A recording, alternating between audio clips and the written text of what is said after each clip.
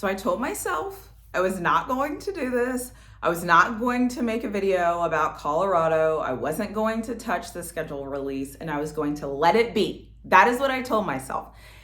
And to be fair, on some levels, I am going to do that, okay? This is not going to be a prediction video. I'm not going to go game by game. I just wanted to make a video and say this. I know how this Colorado world works, right? I know that there's almost two sides, right? There's the side of everything Colorado's doing is great. They're setting up, everything's perfect. Prime has everything under control. We're going to get the best of everything. Everybody's amazing. We're going to do this. We're going to do that, right? Got it. Then there's the other side of the people who, no matter what Colorado does, they will always find something bad to say about it, right? It's never going to be good enough. It doesn't matter who they get. It doesn't matter who they obtain. It doesn't matter what position, what coach, whatever. It's never going to be good. I reside somewhere in the middle. And by in the middle, I mean, I'm very realistic. I look at things and I assess them for what I see them as. And I use my own thought process, my own history, everything that I've seen in order to formulate an opinion. I say all of that to say what I want CU to do as we move into, spring ball and, all the things. There's just a couple of positions that I really hope that we get to secure the team. And before I say that, I just want to say something. I am a Texas Longhorn fan. I have cheered for Texas for probably 25 plus years. Like, that has been my team. That is who I will be cheering for always. That is my team. That's my core. That's my foundation.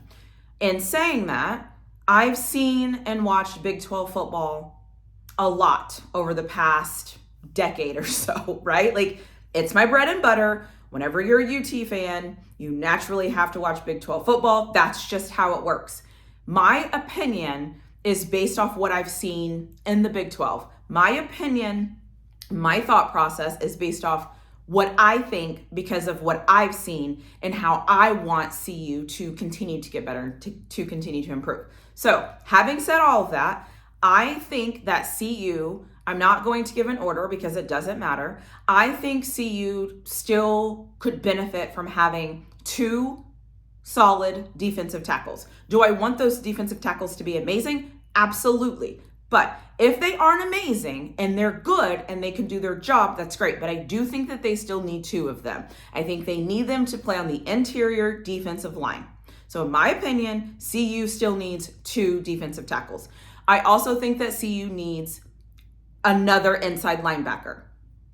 For similar reasons that I just said about the defensive line, I think they need a little bit more beef, and I think that that's what they need. Now, they have some solid guys. This doesn't take away from anything they've done. This doesn't take away from any of that. But if I'm looking at the team and I'm being fair, that is what I think they need. I think that defense can really benefit from having those two guys. I also it would be nice to see them get another tight end. It might also be nice to see them get another running back.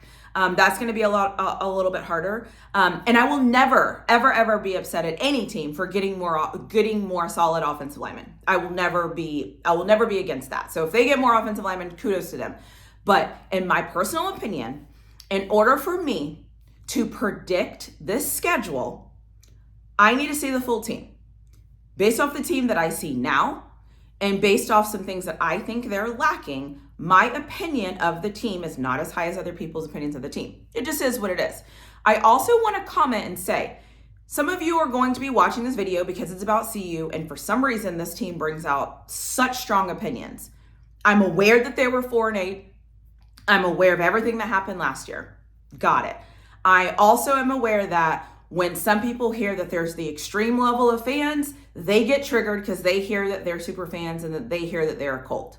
And I also understand the other side of the fandom, or you can call them fans, you can call whatever they want, that usually are coined as haters because they're very critical of everything CU does, and they mask it as saying, I want them to be successful. I want them to be successful. I want them to be good. Listen, I'm a Prime fan. I got it, right? Those two groups of people, no matter what I say, they're going to find fault in what I'm saying. You know what? Kudos to you. If you're that person, comment, subscribe, like below, right? I don't care. I am here to talk about the middle of the road, where what I'm looking at based off Big 12 football, what I've seen based on this Colorado team, and some improvements that I hope that we make as time goes on. I also want us to remember that just because someone's opinion is different than yours, it doesn't devalue your opinion and it doesn't devalue their opinion. The hardest part of communication is listening to understand and not listening to rebut what somebody else has to say. We have to get into a space where we can have conversations about football, and there doesn't have to be extremes. It can just be about the topic at hand. I want CU to go 12-0 and win a national championship, right? That'd be fantastic. That'd be amazing. However, I don't see that. I see CU making progress this year, and I want them to continue to make progress. I want them to be a team to be reckoned with in the Big 12. I just see some things right now that I want them to improve on, and I just wanted to make this video because now the schedule has come out. We know when they're playing, who they're playing. I'm seeing how it's lining up. I'm seeing some of the teams we're playing. I'm seeing some things, and I'm thinking about the Big 12. And I really just think that there's a couple of holes that we could fill if we were able to go get 2 defensive tackles and inside linebacker at the very least. The other things are great too, but like I just want us to be ready to go.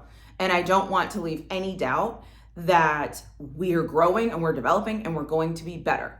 I just want to say again, because I know how football fans work. I know how fan bases work. I know how this CU fan base works. And I'm a woman talking sports, God forbid, right? So just take some time, listen to what I'm saying. Don't listen to respond. Just take a minute, take a deep breath. It's going to be okay. We're all hoping for the best. This is my opinion, and these are the things that I think CU should do in order to be successful in the Big 12 and have a successful football season. 2 defensive tackles, an inside linebacker. I also just want to say, if CU decides not to go get these respective players, that's cool too. I'm still riding with them regardless, but I would like to see it, and that would give me a lot more confidence heading into this season to see more bodies, more weight, bigger guys in those areas as we just move into the season. Now, anyways, it's the spring. It is what it is. Just giving my opinion because I'm allowed to do that. And if you don't like my opinion, thank you for hate watching this video. I really appreciate it, and I hope to see you in the comments below.